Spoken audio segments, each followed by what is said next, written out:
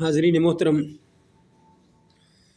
اللہ رب العزت نے فرمایا اور آقا علیہ السلام کی زبان مبارک سے لفظ ادا ہوئے، حدیث پاک آئی، فرمایا من اراد اللہ بہ خیرا یفقہہ فی الدین،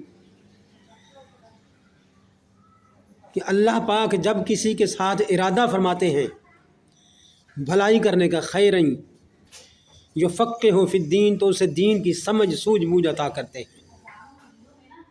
کیا؟ جس کو اللہ پسند کرتا ہے، چن لیتا ہے، خیر کا ارادہ فرما لیتا ہے اس کے ساتھ، تو اس کو دین کی سمجھ اور سوجھ بوجھ عطا فرماتا ہے۔ یہ حدیث پاک کے الفاظ ہیں۔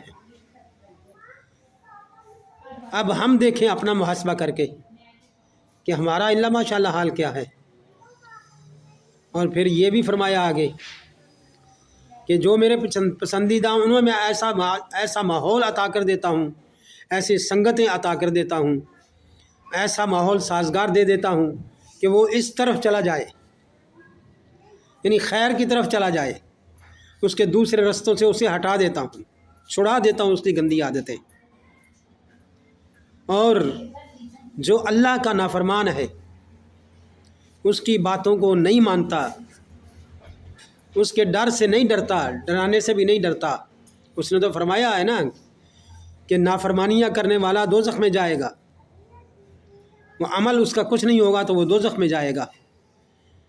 یہ بھی سمجھ لیں کہ جس پر اللہ ناراض ہوتا ہے، وہاں تو آگے نا جس سے اللہ راضی ہوتا ہے، جسے پسند کر لیتا ہے، دین کی سمجھ اور سوجھ بوجھ عطا کر دیتا ہے۔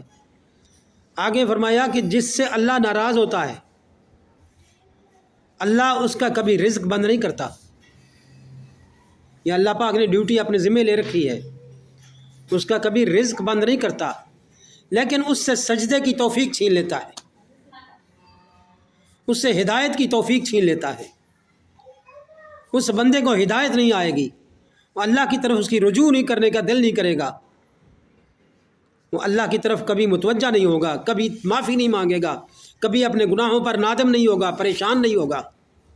وہ بندہ جو اللہ کا نافرمان ہو، اس کو اس طرح کا ماحول، اس طرح کے دوست احباب، وہ اس کو اس طرح کے مل جائیں گے، وہ ساری اس کی محفلیں، اس کا رنگ وہی چڑھ جائے گا، وہ خیر کی طرف آئے گا ہی نہیں۔ جتنا مرضیہ بلا لو اسے نہیں آئے گا، جتنا بھی سمجھا لو، جب تک اللہ ہدایت نہ دے۔ تو اللہ ہدایت تب دیتا ہے جب کسی بندے کے ساتھ خیر کا فیصلہ فرماتا ہے، بھلائی عطا فرماتا ہے، پھر اسے دین کی سمجھ عطا فرماتا ہے۔ حاضرین محترم، ہم اپنا محاسبہ کر کے دیکھیں۔ آج میری آپ سب سے گزارش ہے، اپنا محاسبہ کرو۔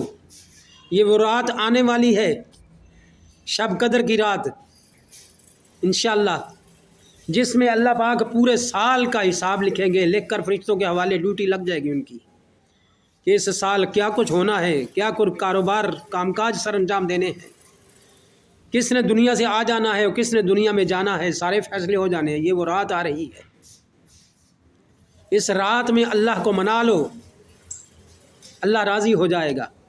وہ پہلے آسمان دنیا پہ تشریف لے آئے گا، شام ڈھلتے ہی آ جائے گا اس رات، جس طرح کہ وہ ہر رات آتا ہے۔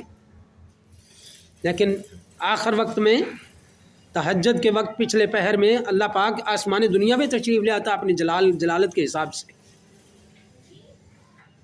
تو دنیا میں آ کر، اس آسمان دنیا پہ آ کر اللہ پاک فرماتا ہے کہ ہے کوئی مجھ سے کچھ مانگنے والا، میں اسے عطا کر دوں، ہے کوئی مجھ سے بخشش مانگنے والا، میں اسے بخش دوں، ہے کوئی مجھ سے رزق مانگنے والا، میں اسے رزق دے دوں، ہے کوئی مجھ سے کچھ بھی اپنی طلب مانگنے والا، میں اسے عطا کر دوں۔